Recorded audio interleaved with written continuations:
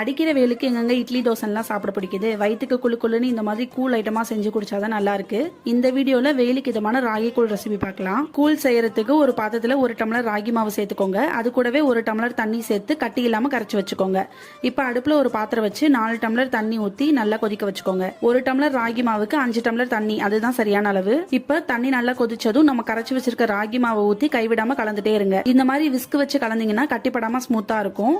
அது கூடவே தேவையான அளவு உப்பு போட்டு நல்லா கலந்துக்கோங்க. ராகி மாவு 15 இருந்து 20 நிமிஷத்துலயே நல்லா வெந்துரும். மீடியம் ஃபிளேம்லயே வச்சு வேக வச்சுக்கோங்க. இப்ப ராகி மாவு நல்லா வெந்துருச்சு. அடுப்பை ஆஃப் பண்ணிட்டு மூடி போட்டு வச்சிருங்க. 8 இருந்து 10 மணி நேரம் புளிச்சதுக்கு அப்புறமேட்டு தயிர் ஊத்தி கலந்து குடிச்சாதான் ராகி கூழ் நல்லா இருக்கும். நான் நைட்டு செஞ்சு மார்னிங் பிரேக்ஃபாஸ்ட் குடிக்கிற மாதிரி ரெடி பண்ணிருக்கேன். இப்ப காலையில பார்க்கலாம். காலையில ஆயிருச்சு. நம்ம நைட்டு ரெடி பண்ணி வச்சிருக்க ராகியை எடுத்துக்கலாம். அதுல 1 டம்ளர் தயிர், தேவையான அளவு தண்ணி ஊத்தி நல்லா கரைச்சிக்கலாம். அப்புறம் கட் பண்ணி வச்சிருக்க வெங்காயம், பச்சை மிளகாலாம் சேர்த்து நல்லா கரைச்சுக்கோங்க. கரைச்ச ராகி கூழ ஒரு சொம்புல ஊத்தி மோர் மிளகா, மிளகாத்தூள், உப்புலாம் போட்டு கலந்து மாங்காய் கூட சேர்த்து குடிச்சீங்கன்னா சும்மா அப்படி இருக்குங்க. கண்டிப்பா ட்ரை பண்ணி பாருங்க. அப்புறம் நம்ம பேஜை மறக்காம ஃபாலோ பண்ணிக்கோங்க.